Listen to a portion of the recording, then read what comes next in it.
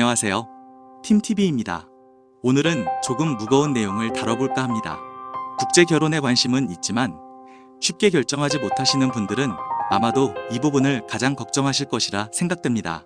바로 국제 결혼에 실패하는 이유에 관한 이야기인데요.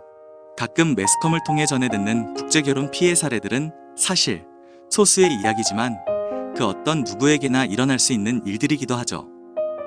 참 안타까운 일들이기에 국제 결혼을 이제 막 결심하시는 분들에게는 이러한 경우도 있으니 조심하시라는 가이드라인이 될 수도 있고, 이미 국제 결혼 생활을 하시는 분들 중에 무언가 힘든 상황이 계속 이어지고 있다면 다시 한번 돌아볼 수 있는 기회가 될 수도 있기에 국제 결혼에 실패하는 이유에 대하여 이야기해 볼까 합니다. 단, 모든 사람들의 성향과 성격, 상식의 기준과 각자 처해 있는 상황이 모두 다르기에 이러한 경우도 있다 정도로 봐주시길 바랍니다. 소개받은 신부가 무슨 일을 했었는지 정확히 알 수 없다.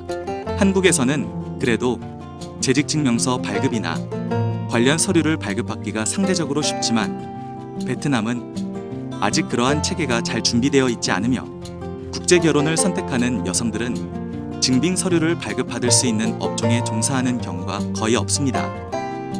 대부분의 여성들은 성실하게 자신이 할 수 있는 업종에서 열심히 일하지만 과거에 어떤 일을 했었는지 정확하게 확인하는 것은 매우 어렵습니다.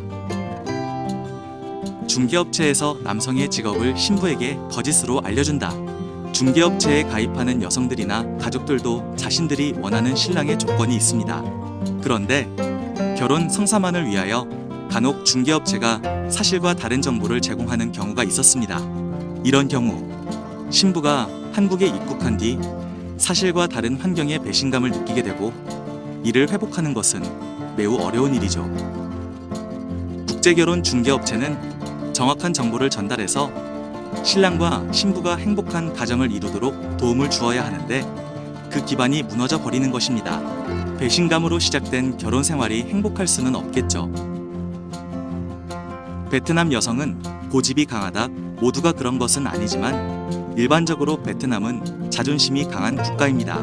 현지에서도 베트남 여성들은 자기 주장이 확실하며 가정에서의 중대한 의사결정 시 아버지보다 어머니의 의사가 더 크게 반영되곤 합니다. 이러한 모계사회에서 자란 여성이 한국에 왔다고 해서 쉽게 변화되는 것은 아닙니다.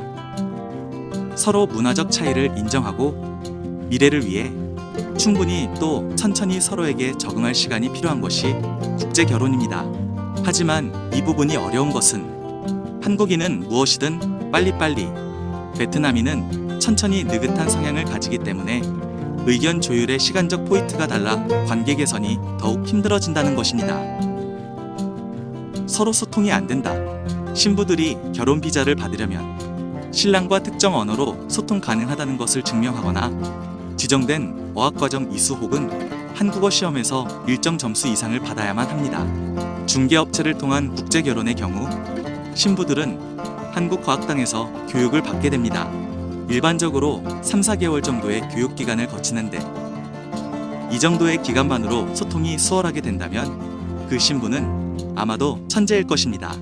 본인 스스로에게 질문을 해보세요. 베트남어를 4개월 공부해서 베트남인과 원활한 소통이 가능할까요? 읽고 쓰는 것이 가능할지라도 문장을 듣고 이해하는데 답답함을 느끼게 될 것입니다. 신부도 마찬가지인 것이죠. 신부가 한국에 와서 노력하는 것처럼 신랑도 행복한 가정을 위하여 많이 노력해야 하는 부분입니다. 소통은 서로 이야기하고 이해하는 것입니다. 일방적인 것은 소통이 아닌 강요가 될 뿐입니다. 한국인끼리 언어적으로 대화가 된다고 하여 소통이 되는 것은 아닌 것처럼 말이죠. 서로 풍습과 문화를 모르고 강요할 경우 이 또한 배려와 소통의 문제입니다. 서로의 문화를 존중하고 배려하며 자신의 문화를 이해할 수 있는 충분한 시간이 필요한데 여긴 한국이니까 이렇게 해. 난 베트남 사람이니까 이렇게 할 거야. 라고 강요와 반박만이 오고 간다면 정상적인 결혼 생활이 될 수가 없겠죠. 오랜 시간 동안 서로에게 익숙해진 문화와 성향이 한순간에 바뀔 수는 없는 것입니다. 이해하고 적응할 수 있는 충분한 시간이 필요한 것이죠. 빨리빨리 하라고 강요하기보다는 잘 따라올 수 있도록 이끌어주는 것이 더 중요합니다. 가난한 나라의 여성이라고 무시하는 경우, 가끔 뉴스에 나오는 대부분의 사건들의 경우, 가난한 나라의 여성과 매매혼을 한 것처럼 여성을 무시하고 비인간적인 행동을 하는 경우에 발생합니다.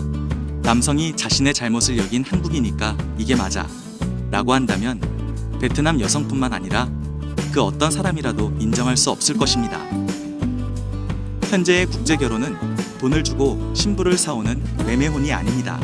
서로가 동등한 상황에서 소개를 받고 결혼 생활에 동의한 것이며, 현지 결혼 후 신부가 한국어를 배우기 위해 일을 그만두고 기숙사에 들어가는 경우, 최소한의 생활을 위해 신부에게 적은 금액의 용돈을 준 것으로 남자가 왕이 될 순 없습니다. 남자가 변태적인 성관계를 강요하는 경우, 우리나라도 성교육은 사실상 거의 무의미한 수준이고 베트남도 마찬가지입니다. 여기서 고려해야 할 부분은 국제 결혼을 하는 여성들이 대부분 20대 초반에 상대적으로 경험이 많지 않은 어린 여성들이라는 것입니다. 아직 준비가 되어 있지 않은 신부에게 갑자기 무리한 요구를 하면 어린 신부는 충격을 받고 심지어 도망을 가기도 합니다. 관계 자체가 서로의 사랑을 확인하는 행위인 만큼 자신의 욕구도 중요하지만 서로에 대한 배려가 우선되어야 합니다. 신부의 현실을 이해하지 못하고 자유와 기회를 박탈하는 경우, 많은 신부들이 베트남에 남아있는 가족들에게 경제적인 도움을 주기 위해서 결혼 전 한국에서 일을 하고 싶다고 신랑에게 말하고 동의를 구합니다.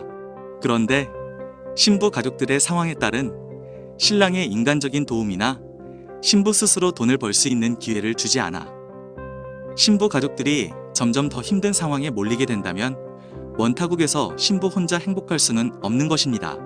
반대로 이런 상황에서 신부가 한국 가족들에게 한국인이 원하는 도리를 다할 수도 없는 것이죠.